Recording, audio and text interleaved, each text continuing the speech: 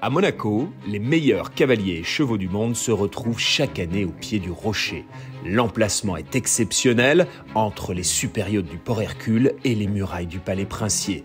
À l'image du Grand Prix de Formule 1, le jumping offre une ambiance incomparable.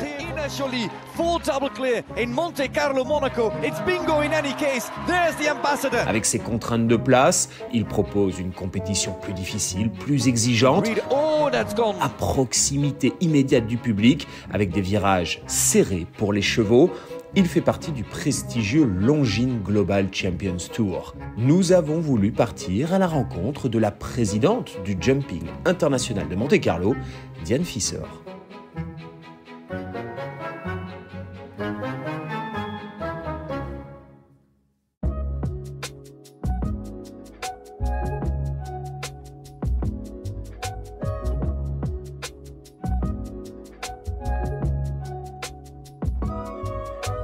Bonjour Diane Fisser. Oui, Anthony. Quel plaisir de vous retrouver ici au Jumping de Monte-Carlo. C'est incroyable cet événement quand même. C'est atypique, je dirais. Ah, vous êtes la présidente à la fois de la Fédération équestre monégasque et du Jumping de Monte-Carlo que vous avez créé en 95. Absolument, que j'ai créé au chapiteau. Ah oui, c'était pas du tout ici. Non, à pas du tout, c'était au chapiteau et j'avais créé ça avec Eric Waters, qui était un champion olympique belge. Qu'est-ce que ça représente aujourd'hui le Longines? Il y a environ 16 épreuves à travers le monde. Oui, à peu près. Quelques semaines avant Monaco, c'est Paris, au pied de la Tour Eiffel. Absolument. Une semaine. Une semaine. Donc c'est ça le concept, c'est d'être dans des lieux... Dans des lieux atypiques et souvent en plein milieu d'une ville, dans des belles villes. Ça peut être au pied de la Tour Eiffel, ça peut être en plein cœur de Londres. Cette année, ça sera en plein cœur à Vienne. Et à Rome, c'est au Circo Massimo. D'accord. Donc ce sont des lieux qui sont absolument mythiques. Donc à chaque fois des lieux mythiques, emblématiques. Absolument. Comment vous avez réussi à vous installer ici comme ça sur le port? Puis, au début, c'était pas gagné parce que tout le monde en fait m'a un peu regardé comme si j'étais une folle. Et puis l'idée m'est venue parce qu'il y avait eu des animations de Noël sur le haut du port et il y avait des genres de ponts pour les enfants. Je suis montée sur les ponts et je me suis dit ah ben tout compte fait, c'est là qu'on va faire notre jumping. Et c'est comme ça que l'idée est venue. Mais il y a assez de place. J'imagine qu'en règle générale, il y a un cahier des charges du Global Champions Tour de Longines. Oui, puis et là, vous avez la place qu'il faut, il y a des dérogations. C'est un peu comme le Grand Prix, où dans le code sportif, il y a des except Monaco partout. Non, non. Nous, on a un cahier des charges qui est donné par la Fédération équestre internationale. Nous sommes extrêmement bien notés. Donc, parce qu'après chaque événement, on reçoit des notes. Et l'année passée, nous avons été pratiquement au maximum des notes. Nous remplissons toutes les cases. C'est vrai qu'avoir comme ça, on se demande comment c'est possible. Mais on fait beaucoup d'efforts pour l'accueil des chevaux. Est-ce que la piste ici est aux mêmes dimensions que sur les autres épreuves? Non, absolument pas. Elle est plus petite, elle est compacte. Elle est plus courte. D'accord. Mais disons que en fait, ça ne pose pas vraiment de problème parce que les chevaux ont souvent plus de problèmes sur des très très grandes pistes où justement ils ont le temps de s'étendre. Là, ils n'ont pas le temps, donc quelque part ils sont plus... Est-ce que ça favorise, mais est-ce que ça veut dire que les obstacles sont plus proches les uns des autres ou bien que les cavaliers et les chevaux ont moins de capacité de faire un grand tour? Ils ont moins le temps, si vous voulez, il y a moins de galopade, je veux dire être simpliste. Est-ce que ça favorise les plus petits chevaux peut-être?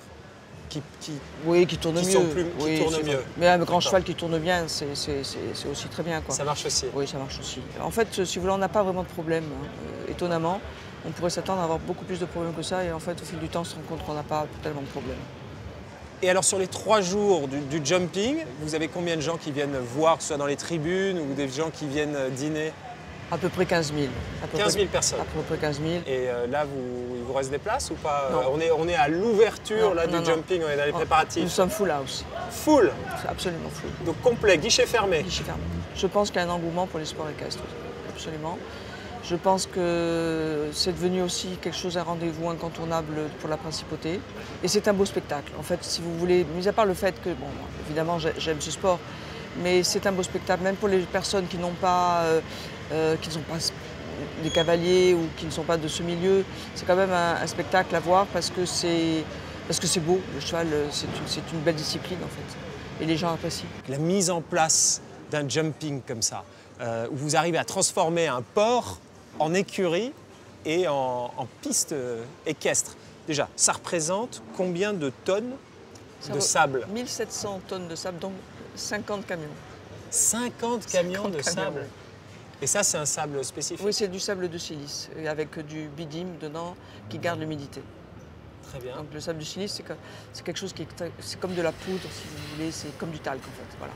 Et 50 camions. Ça se gorge d'eau. Ok. Et vous en faites quoi après? Le fournisseur le récupère et le stocke. D'accord. Et le stock. Pendant le Grand Prix de Monaco, avant, avec les bottes de paille, mais ça, on remonte dans les années 70, oui. Je crois qu'ensuite, les bottes de paille allaient au jardin d'acclimatation pour les animaux. Nous, on avait des bottes de paille, effectivement, où tous les clubs venaient se servir chez nous à la fin. Mais bon, c'est fini ce temps-là. Mais alors, comment vous organisez? Parce qu'en fait, il y a le démontage du Grand Prix, oui, qui est ici. Oui. Et donc, vous devez vous organiser, et ça se fait en concomitant. C'est-à-dire que vous montez à mesure absolument, que l'Automobile Club démonte. En fait, si vous voulez, on fait une passation comme ça. Donc on se suit et on se met d'accord justement pour ne pas gêner. Et on organise notre montage en fonction de leur démontage. Il y a combien de chevaux en fait, sur une compétition? 250 box. 250 box. Et ces chevaux, ils viennent du monde entier? Du monde entier. Par avion cargo, oui, par non, van? Parce que souvent, ils sont déjà sur place, ils sont déjà en Europe, si vous voulez. Donc on a beaucoup de chevaux qui viennent du Qatar, on a beaucoup de chevaux qui viennent de Hollande, de Belgique, d'Italie, etc. Mais si vous voulez, en général, ils sont déjà là parce qu'ils ont déjà fait Paris avant, ou ils ont déjà fait Saint-Tropez, ou ils sont déjà dans le circuit européen, je dirais. Au moment où se tient ce jumping de Monte-Carlo, il y a également un concours international à Aix-la-Chapelle, qui est très reconnu. C'est le plus reconnu. C'est le plus reconnu. Comment vous faites pour avoir des cavaliers de premier plan ici au jumping de Monte-Carlo et qu'ils n'aillent pas à Aix-la-Chapelle? La première des choses, c'est en concurrence. Nous sommes en concurrence, mais nous avons donc convenu d'avoir le même prize money qu'eux. D'accord, la dotation? La dotation, donc nous avons exactement la même dotation qu'Aix-la-Chapelle. Donc ici, c'est 1,5 million pour le Grand Prix du Prince de Monaco. Voilà. Quel est le niveau des cavaliers que vous avez ici? C'est le top. Le top. On a le 3e mondial, on a Von Ekerven, c'est le 3e mondial. Le médaillé olympique. On a des JO de Paris. Max Spooner, on a Olivier Philippas, Julien Epaillard, Philippe Rosier. La liste est extrêmement longue, mais on a de très bons cavaliers. Philippe Rosier, qui est aussi l'entraîneur et sélectionneur de la Fédération équestre de Monaco.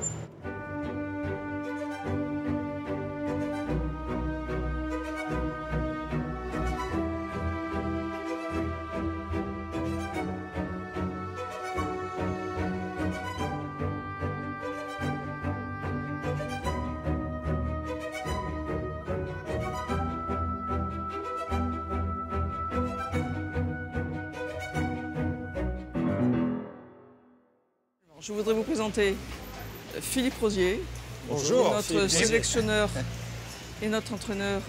Philippe Rosier, c'est un nom connu. Oui, ça fait pas mal d'années, oui. Ça, voilà. Vous êtes surtout champion olympique. Oui, c'est déjà. Faut commencer. Rio 2016. Ouais, 2016, exactement. Par équipe. Oui, c'est ça. 40 ans après mon père, ce qui est pas mal aussi. Oui, puis c'est une famille. Oui, c'est de famille. Et puis bon, avec Diane, on se connaît depuis très longtemps, on a baroudé ensemble. Mais à l'époque, c'était pour la France, mais là, maintenant... c'est mon deuxième job, je monte toujours pour la France. Et j'entraîne Monaco depuis 5 ans maintenant, les jeunes, avec la fédération monégasque, tout le monde. On s'est mis un challenge de trouver des jeunes, de les détecter et puis de les emmener. Et si un jour, ce que je dis, si j'en trouve un et qu'on arrive à l'emmener au haut niveau, j'aurais fait mon job à 200% avec la fédération monégasque. Comment vous avez fait pour recruter un champion olympique comme entraîneur et sélectionneur? Je le connais quand même depuis très longtemps. D'accord. Oui. On m'a pas recruté. Ah oui, c'est ça. On m'a pas recruté. C'est pas le terme. D'accord. C'est pas le terme. Non, on se connaît très bien. Ouais. Puis aussi, le frère de Philippe était l'entraîneur de Charlotte, Casiraghi, Thierry Rosier. Ouais. Donc on se connaît depuis très longtemps. Donc l'objectif, c'est de faire en sorte qu'il y ait un talent à un moment donné, ou qu'il y ait un couple, cavalier et cheval, qui sortent de Monaco et aller le plus loin possible. Exactement. Nous partons au championnat d'Europe dimanche. pour les jeunes. Et nous avons déjà nous sommes représentés dans les 3 catégories, soit en individuel, soit en équipe, en children, en junior et en jeune cavalier. Je crois que c'est 18 jeunes qu'on emmène au championnat d'Europe, entre les children, juniors et young riders. Donc c'est entre 14 ans et 21 ans. On se déplace avec 18 monégasques pour défendre les couleurs de la principauté.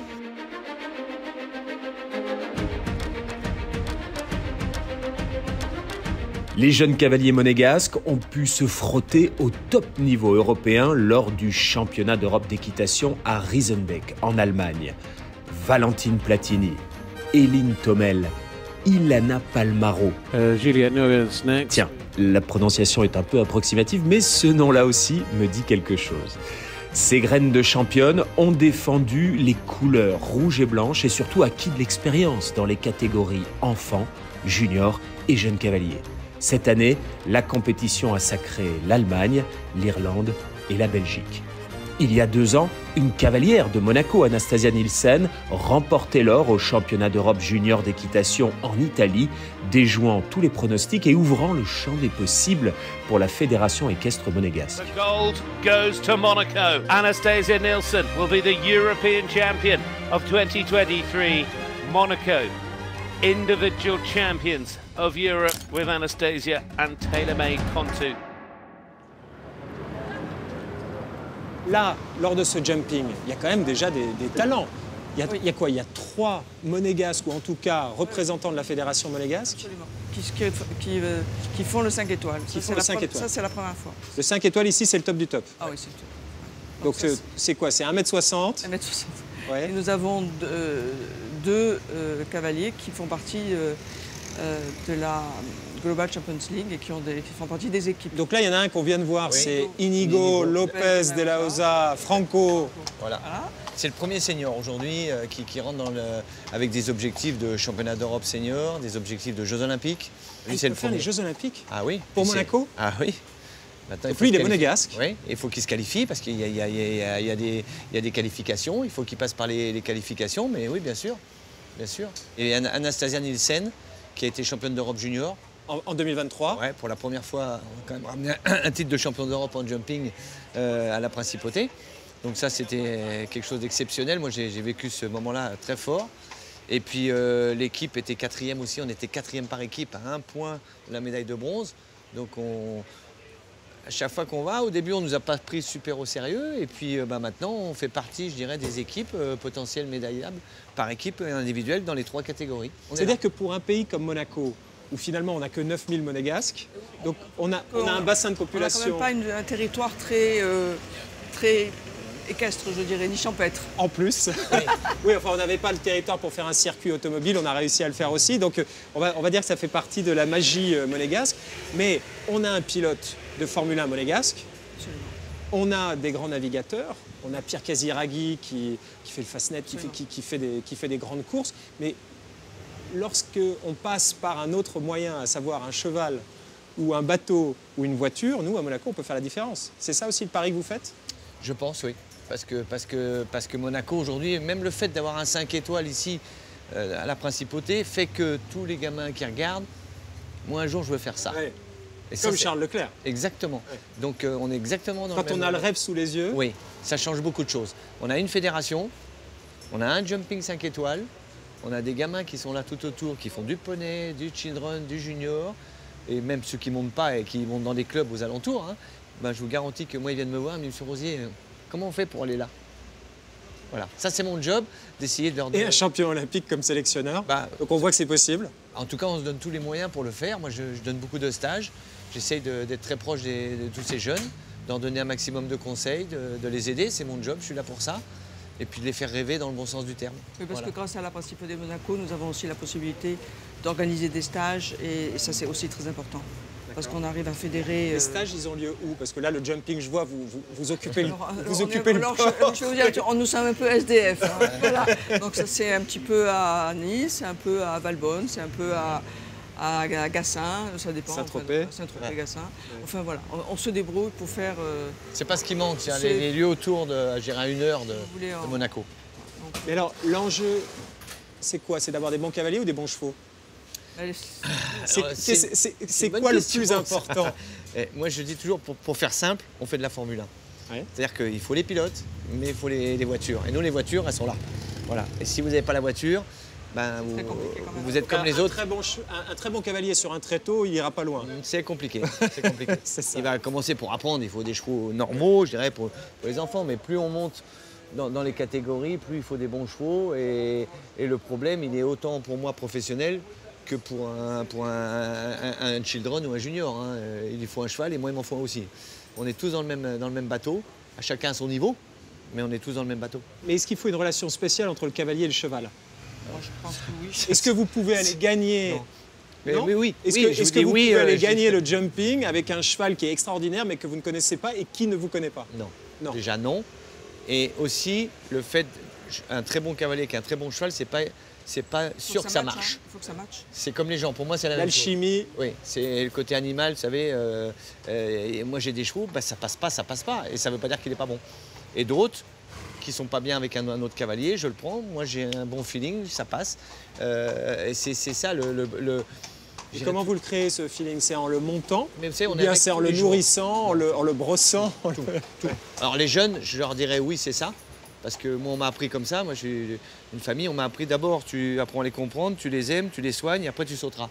C'est la dernière chose, sauter les barres. Aujourd'hui, les jeunes, ils veulent sauter des barres tout de suite. C'est comme si on vous explique au départ, je reviens toujours à la Formule 1 et le karting, vous devez savoir comment il marche le moteur. Sinon, vous allez casser le moteur. Si vous ne savez pas comment votre cheval, il faut le soigner, s'en occuper, vous allez avoir des pépins, ou il va être malade, il faut apprendre. Donc, et ça, c'est notre rôle. Le cheval, il le sent aussi qu'on l'aime. Ouais. Le cheval, il va faire des choses pour vous, vraiment. Ouais. Ça veut dire quoi? C'est-à-dire qu'il va vous sauver quand Mais pareil que votre chien. vous ne faites pas ce qu'il faut? Pareil que votre chien, pareil que votre chien ou votre chat. Pour moi, c'est la même chose. Je pense que c'est vraiment quelque chose, quand il y a une connexion avec un cheval, le cheval, il ressent ce dont tu as besoin.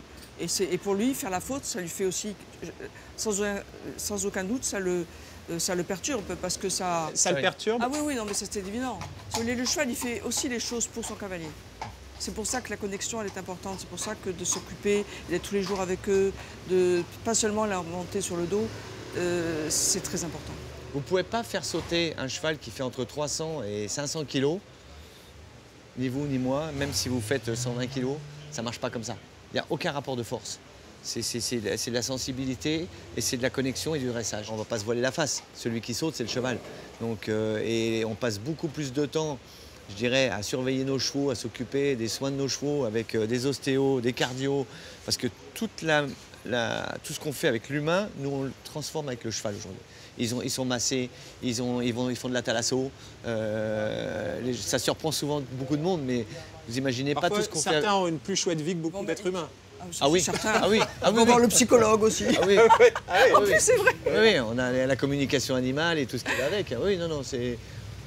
Bon, ça, ce sont tous ces petits détails. Oui, c'est vraiment de la Formule 1. Mais on est un peu des fous. Hein. Non, attention. Oui. Moi, je dis que ce sport rend fou en rigolant, mais je le pense sincèrement.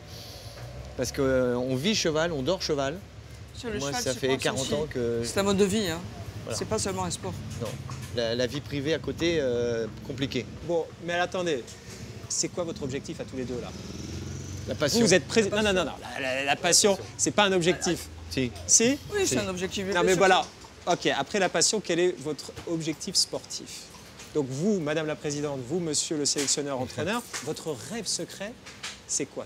C'est juste de participer au JO? C'est d'aller gagner une médaille? Parce que vous avez déjà une jeune championne d'Europe. Oui, mais en ce qui me concerne personnellement, en tant qu'entraîneur de l'équipe de Monaco, c'est que si je peux en emmener, et je le dis à tous les gamins quand je fais des réunions où j'en ai 20, 30, 40 avec moi, je dis, s'il y a un de vous, j'arrive à l'emmener là-haut. Là-haut, c'est quoi? C'est le top, c'est la médaille d'or. La médaille d'or olympique? Ouais. Pour un ou une monégasque, ça c'est ce dont vous rêvez? Ben, comme je l'ai rêvé pour moi. Moi, je me suis levé pendant 40 ans tous les jours pour ça. Tous les jours. Et j'ai pensé qu'à ça. Non, je pense qu'il faut être humble, déjà. Sans pour autant ne pas avoir des objectifs élevés. Mais il faut avoir des objectifs. On peut être humble avec des rêves. Oui. Mais c'est le cheval qui vous rend humble. Avoir des rêves, c'est toujours beau. Après, on le fait à son niveau. Mais l'important, c'est d'y arriver à son niveau. Bon, je crois que vous avez du pain sur la planche. Hein, ah oui. À nous fabriquer des champions. Merci, coach. Merci beaucoup. Et à plus tard sur les pistes. Oui. On va vous regarder. Ciao.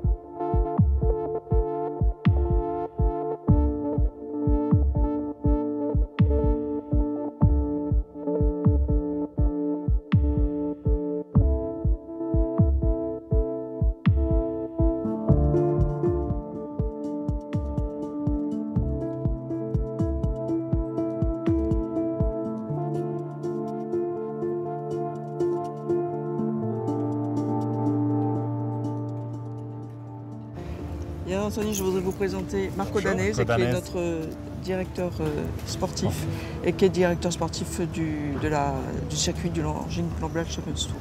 Monaco, c'est une des 17 épreuves du Longines Global Champions Tour qui se déroule un peu partout dans le monde.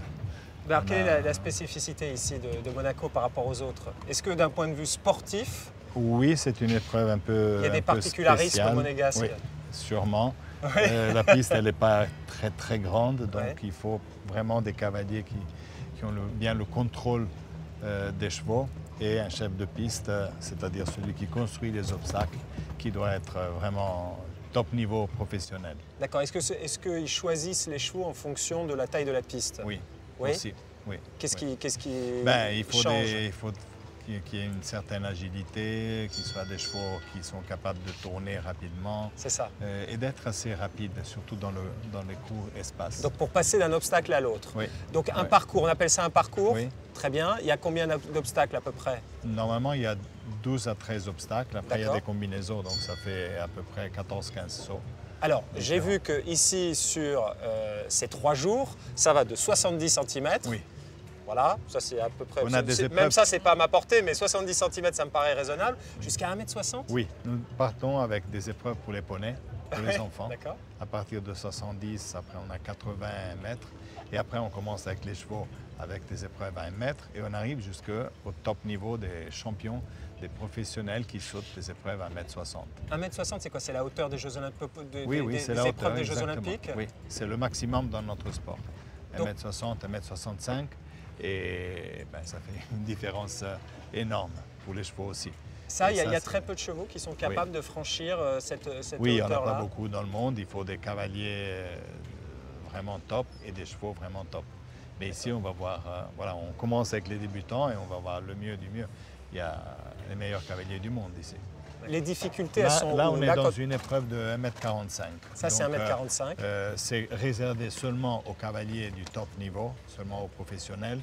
Et c'est nécessaire parce que les chevaux ont besoin de voir la piste, voir quelques obstacles, parce que demain soir, pour eux, ça commence déjà avec 2 épreuves, une à 1,55 m et une à 1,60 m. Donc, comme demain, ils ont déjà des épreuves très compliquées, il faut qu'on lui donne la possibilité de voir un peu la piste, de voir un peu les obstacles, de tester le terrain, qui est une partie super importante dans notre sport. Bon, par exemple, là, si on regarde un tour de warm-up, comment ça se passe? Alors, là, le cavalier, ils lui ont sonné la cloche. Là, il va partir en suivant un parcours qui est organisé, donc il y a les numéros à suivre. Là, par exemple, c'est le 6, on voit celui-là.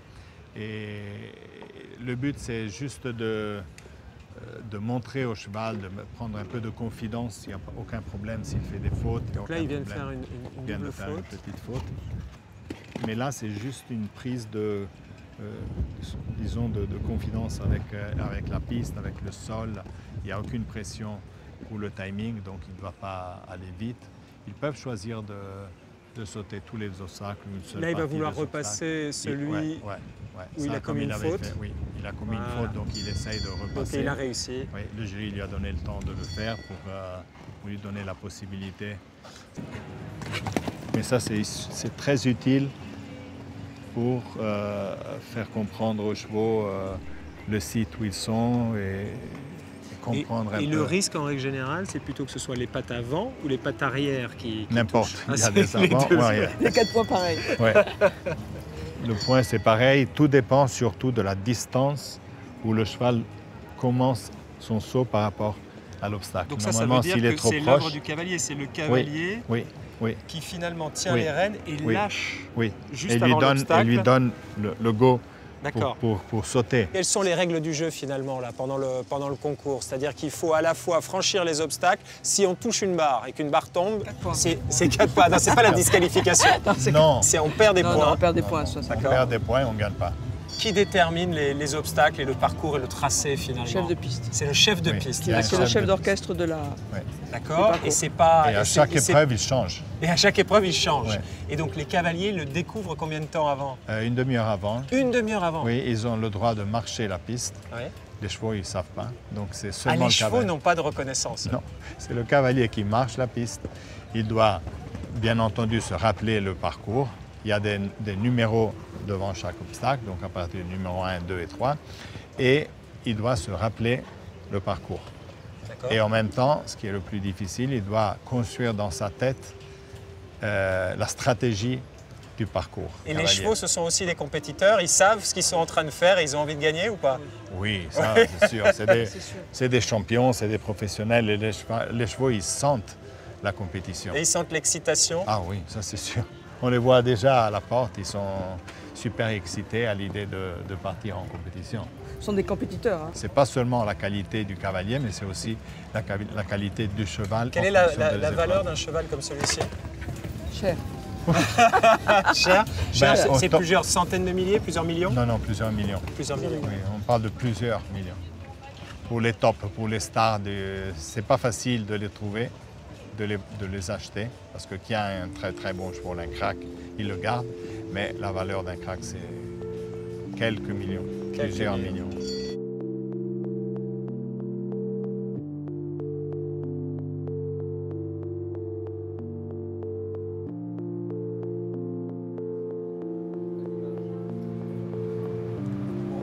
Quel événement! Vous imaginiez ça il y a 25 ans? Non, pas du tout. Non. 25 ans, j'étais sous le chapiteau. Vous étiez sous le chapiteau? Oui, non, j'imaginais pas ça. Mais disons que tout est une progression. Hein. Avec du prestige, du rayonnement international pour la principauté, des retombées économiques aussi pour les entreprises qui participent. Tout ce qui est hôtel, tout ce qui est restauration, tout ce qui est SBM. Je fais travailler énormément les gens locaux. Et au niveau du rayonnement médiatique, c'est énorme aussi parce que c'est dans le monde entier. Et je pense que c'est aussi important pour la principauté. Bon. Merci Diane Fissor. Ce jumping international de Monte-Carlo, imaginé par Diane Fissor, qui a fait le pari de l'organiser au cœur même de la principauté, est une étape clé du circuit mondial. Que ce soit sur ou autour de la piste, l'exigence technique ne laisse aucune place à l'erreur.